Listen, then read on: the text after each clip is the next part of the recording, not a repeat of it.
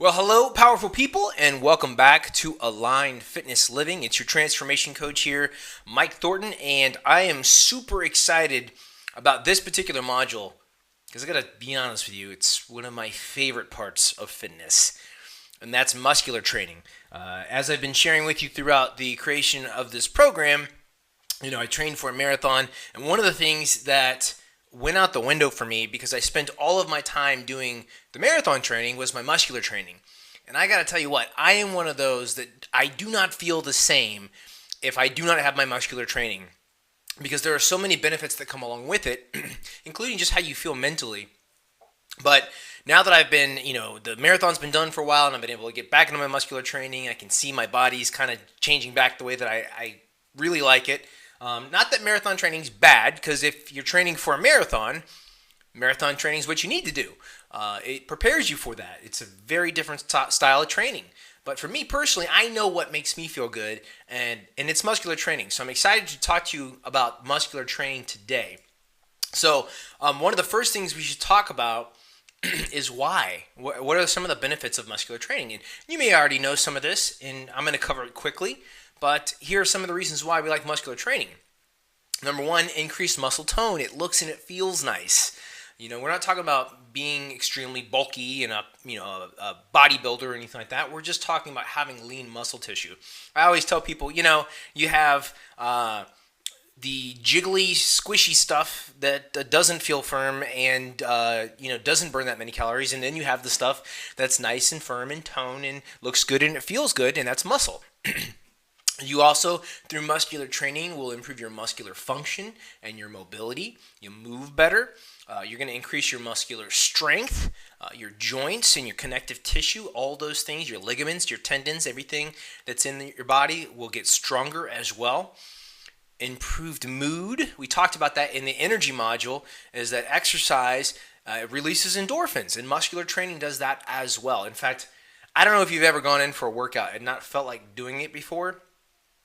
And hopefully you've used my 5-minute rule, which simply says get in there, and if at 5 minutes you feel like leaving, then leave. But one of the things about my 5-minute rule that's genius, I tell you, it's genius, is that I know that after you get working out for about 5 minutes, those endorphins are going to release a little bit, your mood's going to start to heighten, and you're going to feel better, you're going to have more energy. And I ask all my clients at the end of the workout, hey guys, do you feel better than you did coming in?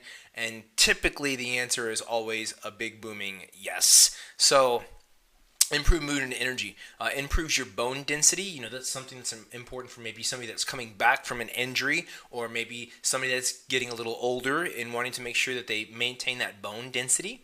And here's the big one that we often think of when we talk about changing our body type, and that is that increased muscle tone, having more muscle. And we've talked about it throughout this program, but as a reminder, it's going to help you burn more calories. It's going to increase your daily metabolic burn. So here's the cool thing about muscular training that I want to share with you. I call this the 3-level burn effect. And then we'll compare it to just doing cardio. Because I know what you're thinking, and I'm already going to address it. Well, I don't want to be one of those big bulky people. So I'm not going to do muscular training. We're not talking about that. We're talking about adding a nice, lean layer of muscle tissue to your body. In fact, a lot of times when you add a layer of muscle tissue to your body actually looks smaller because you increase your metabolic burn. The 3 things I'm about to share with you right here helps you reduce body fat faster. So actually having more muscle tissue will help you burn more body fat, and you'll actually get smaller instead of bulkier. Pretty cool. So here's the 3-level burn effect. Because while you're working out, let's say you go into the gym and you do a 45-minute to an hour workout, muscular training workout, you're going to burn calories while you do that workout, right? Just like you would if you went and you spent 45 minutes walking and jogging on a treadmill. You're going to burn calories while you do the exercise. Secondly, you're going to, because you're repairing your muscles, because you're breaking muscle tissue down and your body has to repair it, you're going to increase your metabolic burn once you leave there as well, because your muscles continue to repair over the next 24 to 48 hours. And that takes calories. So that's very similar to when we do the high-low training with cardio, that you increase that 10% burn that we talked about. So right now we're kind of a level playing field for these two types of exercises. But here's where the third level comes in to effect. You're also going to increase your muscle mass, which boosts your daily burn from that point on. Okay, let me give you so just to make sure I'm clear on that, you're going to burn calories while you work out. You're going to burn calories when you leave that workout because your body's repairing. And you're also going to increase lean muscle tissue, a nice thin layer of muscle throughout the body that looks good, feels good, and increases your strength, that is going to help you burn more calories on a daily basis. Because remember, muscle is our fat-burning machinery. That is where we burn most of our calories on a daily basis. So by even putting on 3 to 4 to 5 pounds of lean muscle mass, which doesn't make you look bulky at all, you're going to increase the amount of calories that you're burning on a daily basis from that point on. Okay? So let's do a quick comparison. I know this looks very wordy, but let me talk you through it. Cardio. Let's say that you burn 500 calories during your cardio session. You did the high-low training that we talk about, so you had an increase of about 10% throughout the rest of the day. So let's say that if you normally burn 1,500 calories in a day and you increased 10%, that's an extra 150.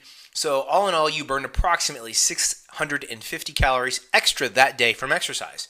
And let's say that that's how you continue on. That's your exercise program. So every day, you're burning about 650 calories past your basal metabolic rate, which is just how many calories you burn on a daily basis being alive, okay? But your calorie burn is 650. Pretty good, okay? But when you look at what muscular training does in addition to that, so I'm not saying you have to replace cardio with muscular training. What I'm saying is do both. Because when you look at the muscular training, let's take those same numbers, but let's say that you also put on 5 pounds of lean muscle mass. Okay, and you're not going to put it all in one day, but maybe over the matter of a few weeks of doing some muscular training, you might put on that 5 pounds of lean muscle tissue. That would be an extra approximately 300 calories a day that you burn just from maintaining that muscle. So now let's say you're doing the same routine, muscular training, you're burning 500 calories during that workout, your muscles are repairing at 10% after that, so there's your extra 150, so we're at 650, but then you put on extra muscle that you're going to carry with you every day, so your BMR, your basal metabolic rate, the amount of calories that you burn just being alive, increases on a daily basis from that point forward, considering that you maintain your lean muscle tissue. And how do we do that? Well, we learned way back in the nutrition part of it that you do that by getting enough protein in your diet. So we've already covered that. That's why muscular training gets me so excited because, again, the muscles, they look good, they feel good, you feel stronger, you release endorphins, but you also have a higher metabolic rate on a daily basis. And even though I was doing all that cardio during my endurance training, I mean tons and tons of cardio, my basal metabolic rate had gone down because I wasn't doing the muscle training that I need to do to maintain the muscle that I like to have. And now I can feel my metabolism back, and it gets me excited. So stop. I know what you're thinking, and no, you're not going to look like this guy. And you're thinking, okay, but I'm a female watching this program. No, you're not going to look like her, okay? I've worked with clients over 16, 17 years now, personal training wise, that say, I'm here, but I don't want to look bulky. I don't want to look bulky. I don't want to look like a tree stump. That's my fear, is that if I lift weights. Well, first of all, there's a lot of things that go into, you looking like somebody like this. Okay, let's start on the left side of the screen here. Number one, it's called steroids. Okay. Steroids, you're injecting testosterone into your body, and your body's response is to have the muscles grow to match the amount of testosterone in your body. Okay, so if you're injecting more testosterone, you're going to have much larger muscles than you normally would. That's just how steroids work. That's the Cliff Notes version. So if you're not injecting steroids into your body, guess what? That's a good start to not looking bulky. But also, some things to consider, and these the other two images here, they are very related to each other, and that is that there are different body types. You got your ectomorphs, your endomorphs, and your mesomorphs, and you can kind of see the pictures there of what they look like. You might think of your ectomorph as somebody that has more endurance muscle fibers in their body. They're better in endurance type of activities. They're a little bit more slender. You got your endomorphs right there in the middle. And your endomorphs tend to have a little bit bigger of a midsection. And then you got your mesomorphs. Those are the people that can very easily put on muscle tissue. But you can see, just looking at the slide here, what the different body types look like. Now, what helps decide that? Well, there's a lot of different things that help decide that. But one of the things I want you to consider is this last image up here is where the insertion points of a muscle are on your bone. So if you're somebody that's like this ectomorph over here, and you have a very long arm bone, we'll just call it an arm bone, and your muscle insertion points are very far away, well, it's going to be very difficult for you to build a very big, bulky muscle, right?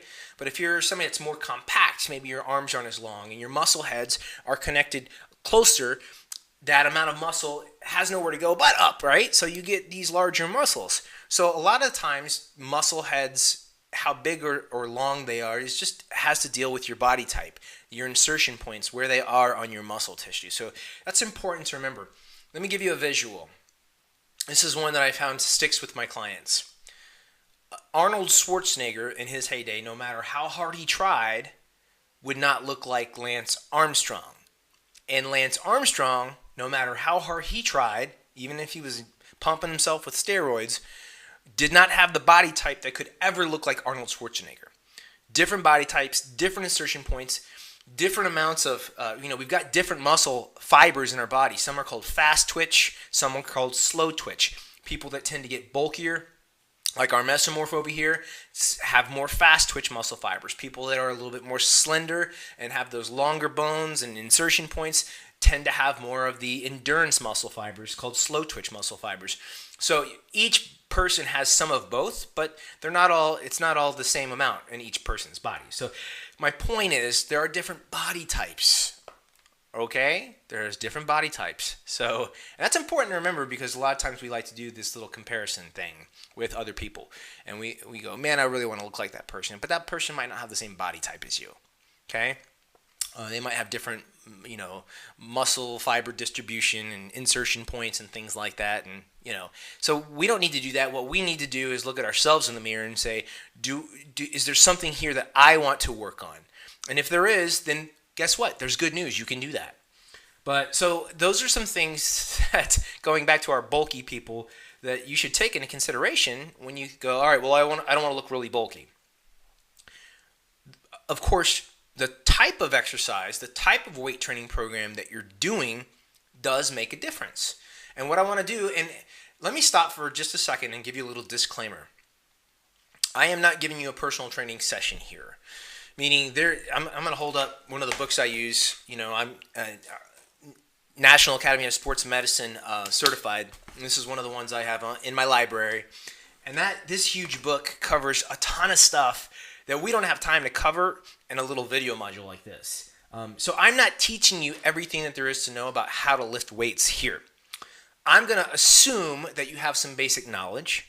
I'm also going to assume that if you don't have some basic knowledge, you will seek it out in the appropriate channels. So what I'm going to share with you is some very quick information as to what you want to take into consideration when choosing a weight training program. I bulk different training programs into 4 categories. You have your power and explosiveness type of workout. That might be something like CrossFit, where you're doing power cleans or power presses or something like that with a very heavy weight. You have your muscular strength and hypertrophy. Hypertrophy simply meaning that you're building muscle tissue, not like a bodybuilder. Could be, but building maybe even 3 to 5 pounds of lean muscle mass. That's called hypertrophy and muscular strength. You have your muscular endurance and explosiveness, which is different than your power and explosiveness, and I'm going to get into why in just a second. But muscular endurance and explosiveness we'll cover in greater detail. And then the last one is muscular stabilization. So these are the 4 categories that I tend to find that people train in, and I train a lot of different formats. So let's cover each one very quickly.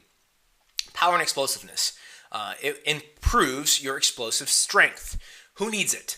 Well, typically power lifters, people that are going to be power lifters, maybe Olympic lifters, and athletes with positions that require explosive movements. Now, I'm not here to give any lectures because that's unfair to do. There are different types of programs that work for different types of people. That number one is if it's something that you enjoy and you're doing it safely, then that should be the mode of exercise that you do. What I will tell you is that there's a trend where a lot of people, and I'm not just picking on CrossFit because I see this in all sorts of different formats, different types of gyms. There's lots more powerlifting stations than there used to be. There was powerlifting a lot in the 80s, and now it seems to have come back around. Trends do that. And I just want to warn people that unless your job is an offensive or defensive lineman in the NFL and you really need that explosive power, lifting heavy loads at extremely quick paces can be a risk. And I'm just going to leave it at that. Be careful. You don't need a torn rotator cuff because you were trying to push big weight. If there's a reason for the power and the explosiveness, then go for it. If not, then be careful. And you saw that I had two different types of explosiveness on my screen just a moment ago, and we're going to get to the other type, which I find that might be a little bit safer, okay? Because here we're talking about loads that are 30 to 45% of your 1 rep max, which doesn't sound very heavy, but they're done at an explosive speed, which is like a 1-1 count, okay? And typically we're talking about 1 to 10 reps, and those usually you'll do about 3 to 5 minutes of rest in between, okay? So there's my power and explosiveness slide. I don't coach a whole lot on power and explosiveness. That's just not me, but it is a type of training. Here's where I find I spend a lot of time on me personally, and a lot of times when people want to change their body types. Muscular strength and hypertrophy. You want to increase your lean muscle mass and your strength. Who needs it? Anyone that wants to add lean muscle, boost their metabolism, and feel stronger. Your load is going to be 60 to 70% of your 1 rep max. Your lifting speed is going to be a 2-3 count. I'm going to come back to this. Your reps are going to be 8 to 12 repetitions, and your rest is going to be about 45 to 90 seconds in between each set. Now, blah, blah, blah, blah, blah. Let's break that down for you. Let's start with the load. 60 to 70% of your 1 rep max. Well, what if you don't know what your 1 rep max is? And you're supposed to do 60 to 70%, okay? Well, what I want to cover first is loads and reps, okay? Here is a good rule of thumb, and it's not on the slide, so if you're taking notes, write it down somewhere. This is a great rule of thumb that I share with my clients. If you're using the appropriate form and the appropriate lifting speed, and your goal is muscular strength and hypertrophy, if you get all the way to 12 and you could have kept going on your next set, try to add a little bit more weight. If you're lifting a weight and you can't get to the bottom end of the reps, which is 8, and you're using proper form and proper speed, then you need to decrease the weight. Kind of makes sense. We say, here are the parameters. We're aiming for 8 to 12 repetitions of a load that's pretty much going to challenge you in that range. Okay, and of course, repetitions is the amount of lifts that you do in that set. Okay, so like let's say I'm doing some dumbbell chest presses and I decide to grab the 50s. I got a 50 here and a 50 here, and I'm going, and my form is going out the window, and I do everything I can just to get to 8. What should I do? I should go down in weight so that my lift is much more controlled, and I feel that I can get somewhere in that 8 to 12 rep range safely and effectively. Now, what if I am lifting, what if I grab some 30 pounders and I get to 12 and I'm like, man, I could go all day with these 30 pounders? That tells me I need to increase the weight. Okay? Now, does that mean I'm going to use the same weight for each set? No. Let's say I get to I'm using some 50s and I get to 12, but I go, these feel about right for me. So then the next set, I get just, 8. On the third set, I might want to drop down a little bit because with the heavier weight, I only got to 8, and I want to stay in the rep range of 8 to 12. So use your parameters and then just make an educated decision. Am I lifting under control at the pace I want to lift, and am I falling in the range that I want to? And if I'm getting too high, then I need to increase the weight. And if I'm not getting up to the lowest number, which is 8, then I need to increase the weight. Or if I'm not getting to 8, I need to decrease the weight. Okay? So once you performed your 8 to 12 repetitions, a good amount of rest is about 45 seconds to 90 seconds. Okay? That's muscular strength and hypertrophy. Muscular endurance and explosiveness. Now, this is a format that I teach quite often. I teach this in my boot camp. There's a lot of this in my boot camp. There's a lot of this. In the turn and burn classes that I teach, personal training sessions that I've done, even kickboxing classes and things like that. Many different formats. But the goal here is to maintain lean muscle tissue, but also to boost your metabolism. Okay, so we're not talking about super duper heavy loads that could rip your shoulder out of socket. Okay, what we're talking about is something that is lighter that you can do at that same quick count. Okay, we call these plyometrics, quick counts, 1-1 counts, explosive counts, but for a higher number. Okay, because we're going for 10 to 30 reps as opposed to 1 to 10. Excuse me. So an example of this might be, I'm going to do some shoulder presses. Or let's go back to my bench press example. If I go, all right, I'm going to do these on a 1-1 count with a pair of 50s and I'm aiming for 30 reps, I ain't going to get there because I'm going to be going up and down quickly, and by the time I get to probably 10, 11, 12, I'm out of gas. So if I were going to do a bench press using this type of exercise, I'd use a much lighter weight, which in essence will not break down my muscle tissue as much, okay, but it will work that muscle so that I can maintain it, and it will also, because of the quick lifting speed I'm using, increase my metabolic burn. Okay, so the loads here, let's just I wrote the loads in here, but I want you to throw those out the window. I want you to use the rule that I just taught you. I'm aiming for 30 reps. If I can't get to 30, the weight's too heavy. Okay, if you get to 29, 28, you're probably in the right spot. But if you get to 10 and you poop out, then you probably need to decrease the weight. And if you're using a weight, and typically ladies are more afraid to lift anything heavier because you're afraid you're going to add size. If you're doing 10 to 30 reps at a 1-1 count, you're not gonna add a bunch of bulk. You're just not. Okay. What you're going to do is you're going to maintain some lean muscle tissue and you're going to boost your metabolism. So the goal here is lifting count of a 1-1. A 1-1 is still under control. Okay. If I'm doing a 1-1 count on a chest press and my arms are going all over the place, that's under control. Under control, 1-1 counts. I'm going to go for 10 to 30 reps, and my rest can be 0 to 30 seconds. So I might do, chest press, and then I might set that down and go, okay, now I'm going to do some side raises. And again, this is a format that I teach a lot of the times as we stack things together, we circuit train, and we move from one exercise to the next because it doesn't require as much recovery time because we're using more of an aerobic type of training system as opposed to heavy loads that require you time to reboot, okay? The last one that we covered is muscular stability. Muscular stability will help you improve your mechanics of exercise and your balance and your stability. Who needs it? Anyone wanting to improve their muscular stability and function. This could be somebody that's in an aging population that says, I just want to move better. I want to be able to get up on a step ladder and not worry about falling. Okay. It could be someone that's in rehab.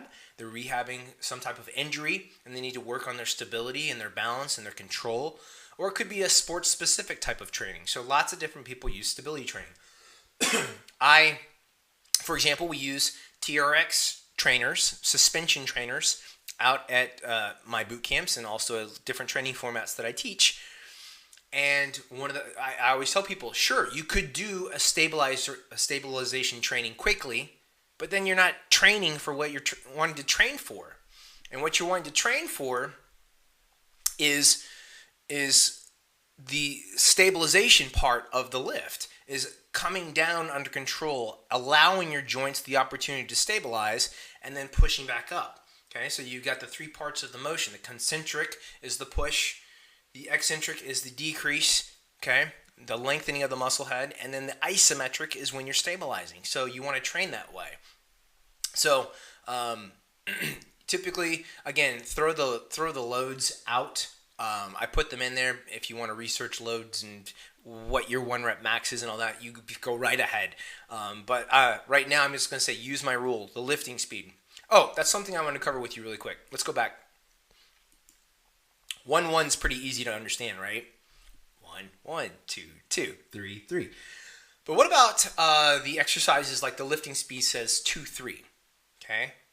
Well, what I encourage you to do is to work your muscle both ways. So let's go back to my chest press example.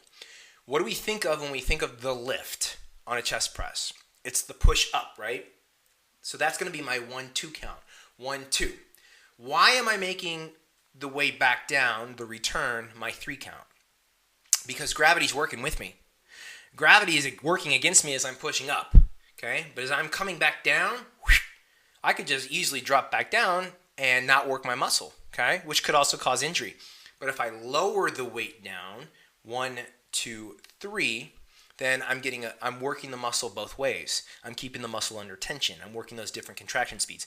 So a good rule of thumb to remember is your slower count is when gravity's helping you out. So if I'm doing a bicep curl, I'm curling up on a 2 count, and now gravity's helping me out on the way down, right? So I'm going to slow gravity down so that I'm working the muscle both ways. Make sense? Good. Because we just left off on muscular stability, and you see 2-1-4 count. So it's a much slower lift. You know, take that chest press. I might press up on a 2. I might stabilize at a 1 count, and then I'm going to lower down on a 4 count under control. Okay? So here's some key points to remember. And this is, of course, just, you know, trainer disclaimer talk, because I don't want you to go out there and get injured and say, Mike told me to do it. No, always consult your physician before you start an exercise regimen. Okay? If you don't know what you are doing, seek the help of a professional. So if you go, all right, Mike, I'm fired up, I'm going to go start working out, but you don't know what you're doing, go get a few personal training sessions and learn some mechanics of exercise. And then finally, I just mentioned mechanics of exercise. Mechanics of exercises are extremely important when lifting weights. You want to know them. You want to know them to increase the effectiveness of what you're doing. You don't want to waste your time, and also to reduce the risk of injury. So those are some key points to remember. Now, I'm going to give you some juicy stuff here. And again, all the exercises that I've listed here, I could spend 10 to 15 minutes on each exercise talking about the proper mechanics of exercise, the range of motion, the path of motion, the stability, all those things, the speed which you're lifting, how your shoulder should be retracted, whatever it might be. I'm not going to do that because that's not what this video is about. I want to give you some meaty stuff here, and then if it's something that you're interested in, I want you to hire a professional or research it and find a trustworthy source that shows you how to do it. Now, all the exercises that I mentioned, you can type in dumbbell chest flies on YouTube and see somebody doing it. Barbell bench press, you can find somebody doing it. So if you don't know what the exercise is, you can find a demonstration of it, okay? But what I'm going to share with you is my personal 3-day split, which means I'm going to take all the muscles in my body and split them up into 3 days. And here's a workout for you. On Mondays, I like to focus on chest and biceps. All right, I'm going to do a 3-minute warm-up on the treadmill, 3 minutes of warm-up of dynamic flexibility, arm circles, torso twists, stretching out my quads, getting everything loose. Then for my chest that day, I'm going to do dumbbell chest flies, barbell bench press, and incline chest press. You can look them all up if you don't know what they are. For biceps, I'm going to do dumbbell standing curls, dumbbell hammer curls, and dumbbell cable curls. For each exercise that I just listed, I'm going to do 3 sets of each exercise in my 8 to 12 rep range using my rule of adjusting the weight to stay within those parameters, and I'm going to rest for 1 minute in between each set. So I might do a set of dumbbell chest flies using the pace that's correct, a 2-3 count, aiming for my 8 to 12, and as soon as I hit that muscle fatigue or I feel that it's time to bring those weights back down safely, I'm going to rest for 1 minute before I do my next set, okay? Wednesdays, I work back and triceps, okay? For back, I do dumbbell reverse flies, seated cable rows, and lat pull downs. For triceps, I do dumbbell tricep press. Sometimes that's called a French press. Sometimes it's called skull crushers. Just depends on where you grew up. I do cable kickbacks and rope pushdowns. Same thing, 3 sets of each exercise, 8 to 12 reps, 1 minute rest, all right? And then for Fridays, it's shoulders and legs. Because if I'm going to do legs, I'm going to do them on Friday. So I got time to recover. Warm up, shoulders. I do a seated shoulder press, standing dumbbell side raises, barbell upward rows. For the legs, I do dumbbell stiff leg deadlifts, barbell squats, 45-degree leg press. Same thing, 3 sets, 8 to 12, 1 minute rest, okay? Now, that's a muscular growth type of format. What if you go, I'm good with the muscles that I have, I just want to maintain them, okay, and keep them stimulated and boost my metabolism. That's where we enter turn and burn, okay? Also, the boot camp format I use, but this is going to be something that you can, let me read my bullet points. Great for muscle maintenance and boosting your metabolism. Yes, you will build muscle initially. A lot of times I'll get people that do this type of format that have never lifted weights before. And I'll say, look, we're not really working on increasing your muscle heads that much, but you're going to get a little bit of muscle gain if you've never been doing muscular training or it's been a long, long time, and then all of a sudden you start stimulating your muscles again. So there will be a little bit of muscle initially.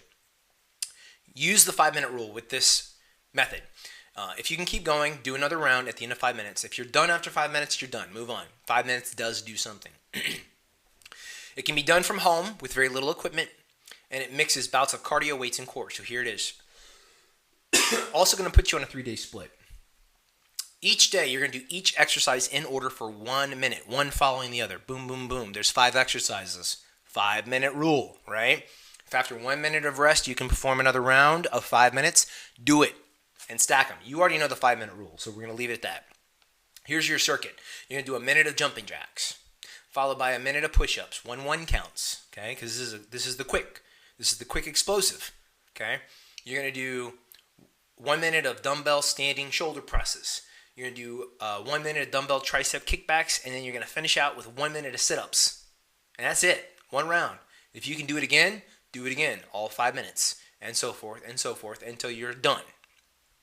Day 2, we're going to start off running in place, high knees. Sound familiar? Because this is some of the stuff we covered in the cardio portion, okay, the movement.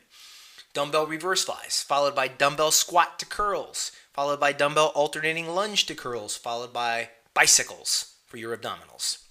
And day 3, jump squats to start it off, tough day, shoulder tap push-ups, dumbbell rows, dumbbell side raises, and you finish with a 1-minute plank. All right?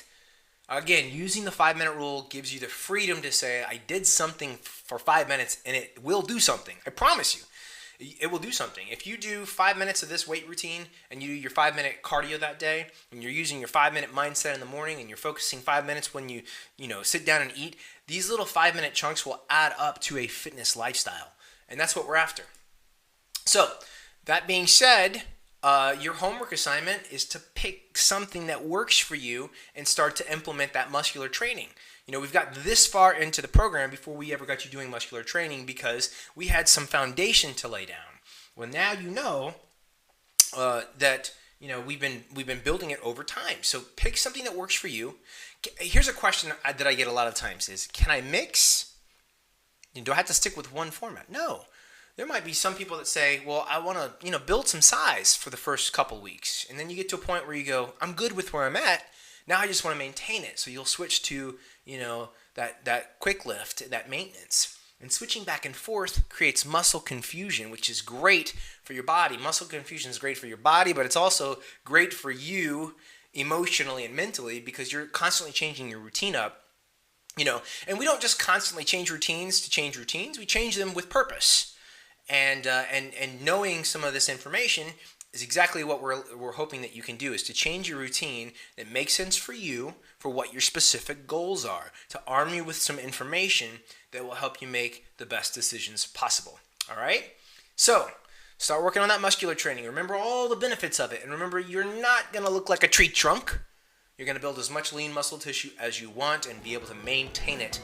And it's going to help you burn even more calories on a daily basis, feel better, have more energy, and be in a better mood. All right? So, pick what works for you, and in the meantime, I will be rooting